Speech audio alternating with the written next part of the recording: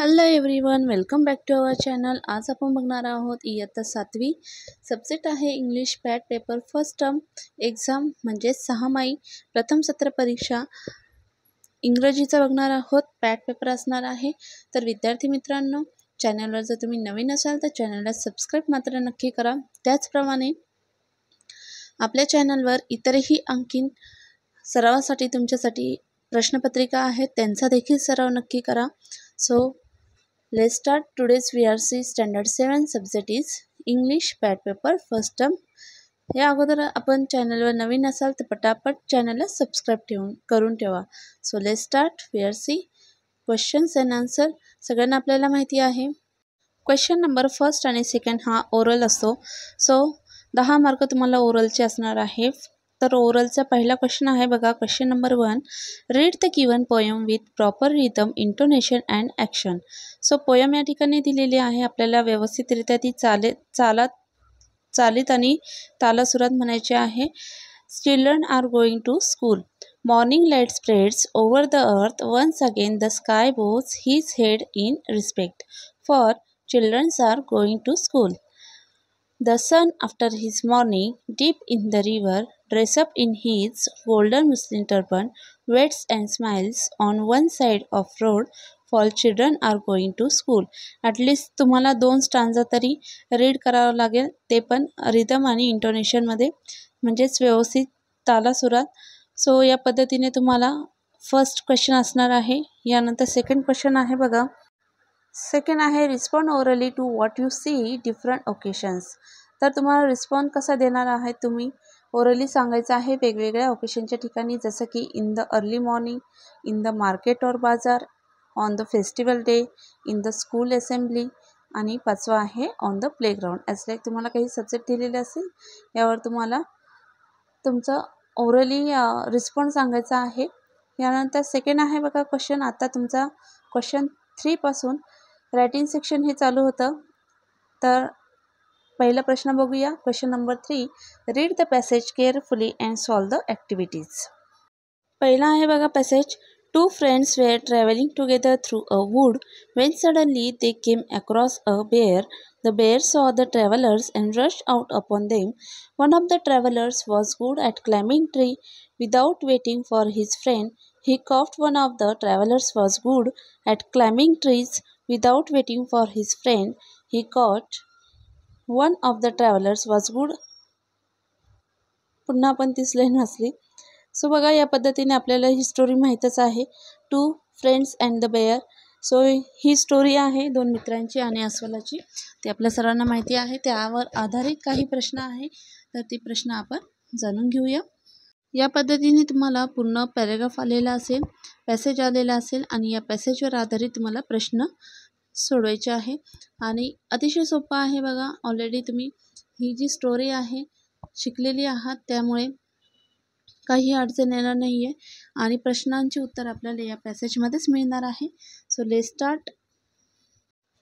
बघा, पहिला प्रश्न आहे, state whether to the following sentence R true or false. बघा, ट्रू म्हणजे बरोबर आणि फॉल्स म्हणजे चुकीचं। अनेक विद्यार्थ्यांची यामध्ये जम्बलिंग होते, तर लक्षात ठेवा। पहिला आहे बघा, the traveller suddenly came across a fox. So हे आन्सर आहे, हे वाक्य आहे, सेंटेन्स आहे चुकीचे, म्हणजेच फॉल्स आहे। सेकंड आहे, the other friends did not know what to do.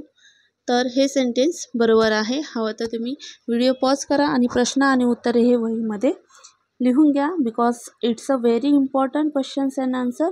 So hence right down in your notebook, and also if you are still not subscribe our channel, so hence subscribe our channel and also like this video and also share with our friends। so next आहे बघा, B, rearrange the following sentence as per their sequence order in the text। या ठिकाणी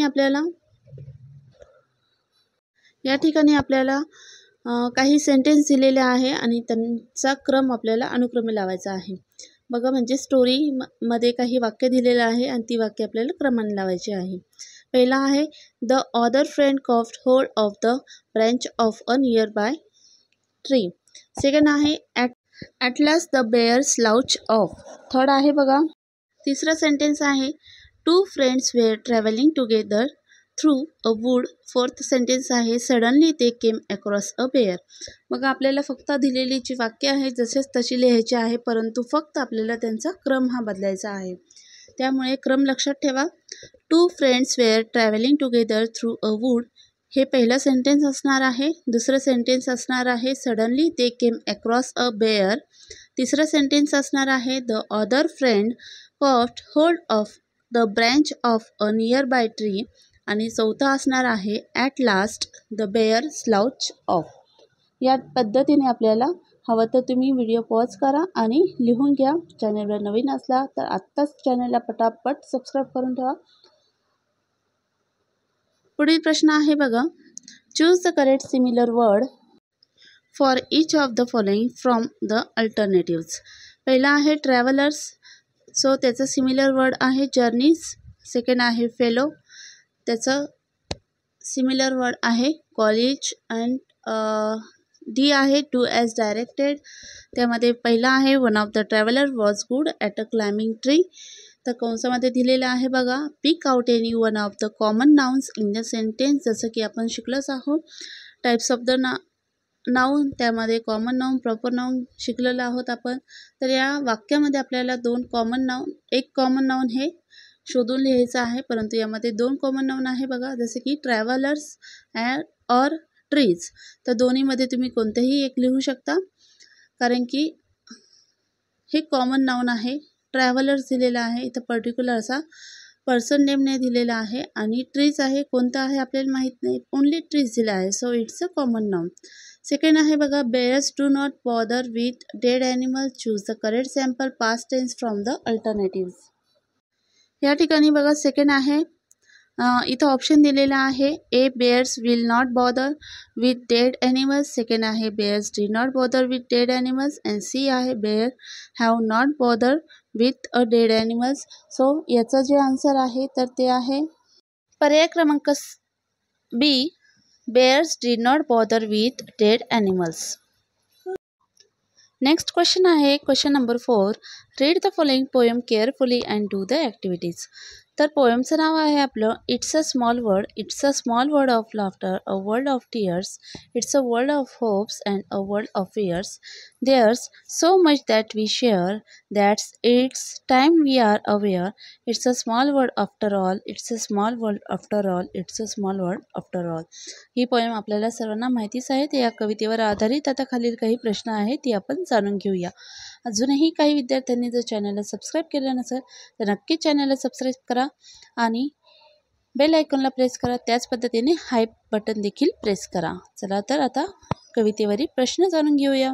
यानंतर कवितेवर आधारित बघा पहिला प्रश्न आहे choose the correct alternative from the bracket. पहिला आहे बघा the sun is dash dash, कंसामध्ये दिलेला आहे सिल्वर आणि गोल्डन. स्पेलिंग मिस्टेक करायची नाही आहे, तुम्हाला ऑलरेडी तिथे दिलेला आहे.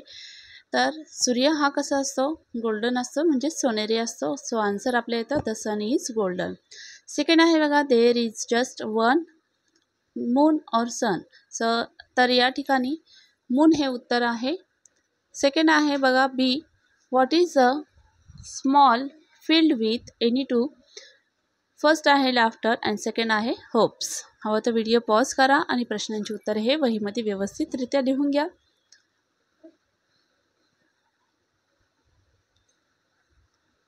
नेक्स्ट आहे बघा question number 5.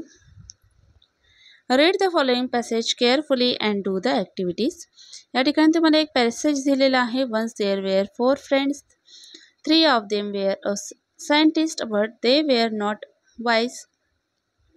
The fourth man was not a scientist, but he was wise. One day, the 4 friends were traveling to the town which a forest. They saw a dead lion was very far from their village.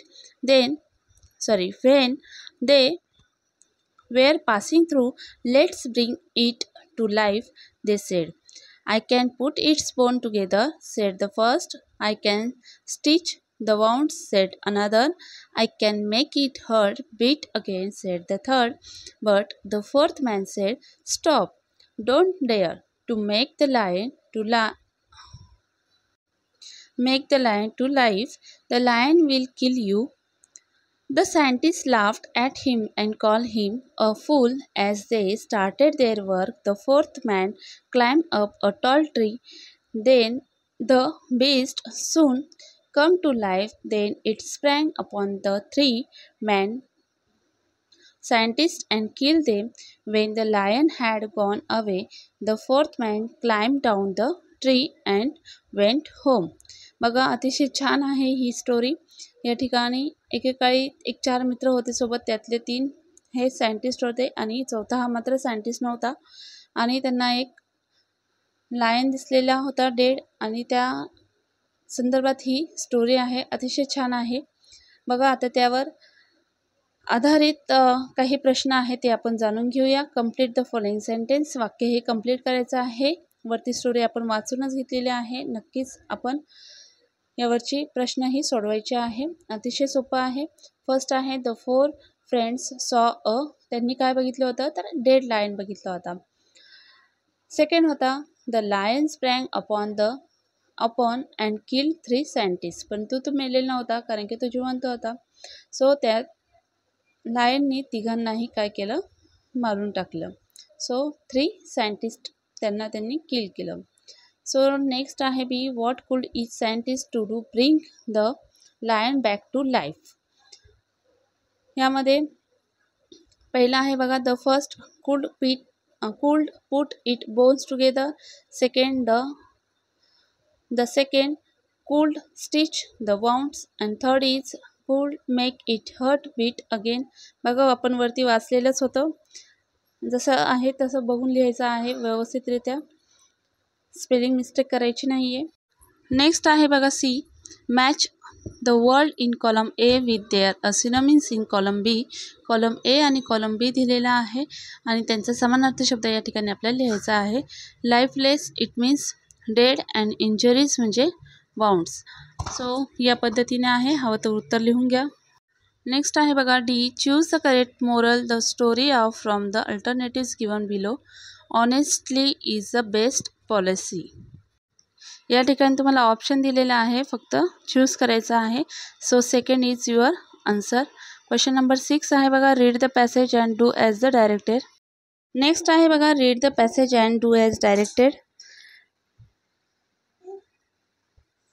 Ninda Fazil was a prominent Hindi and Urdu poet. He has written many different types of songs and poems. He was honored with the National Harmony Award. He was awarded Padma Shri by the Government of India. In this poem, he painted a beautiful picture of the early morning when children go to school. पहिला प्रश्न आहे बघा या पॅसेजवरील. Pick out and write proper noun from the passage. Ninda Fazil. Next आहे बघा find out a describing word that describes the noun picture. So answer is beautiful. Next question आहे write the plural of child. Plural form लिहायचा आहे म्हणजे अनेक वचन. चाइल्डचं children होतं. नंतर आहे fifth question. Peak out a WH question word Wien. आणि 6 आहे right and action word from the passage. Anyone paints. हवं तर तुम्ही प्रश्न आणि उत्तरे हे व्यवस्थितरित्या लिहून घ्या. अतिशय सोपं आहे. पॅसेजमधून शोधूनच आपल्याला हे लिहायचं आहे. So it's not very difficult. If you R first time visit our channel, then subscribe, like and share this video.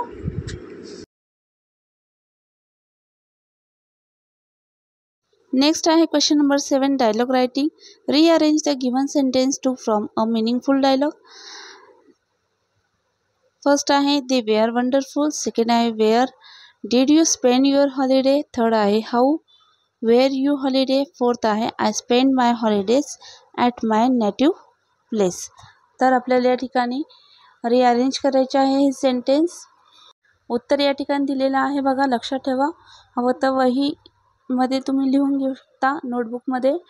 So पहिलं सेंटेन्स आहे how were your holidays. Second आहे दे वेअर वंडरफुल. थर्ड आहे where did you spend your holiday.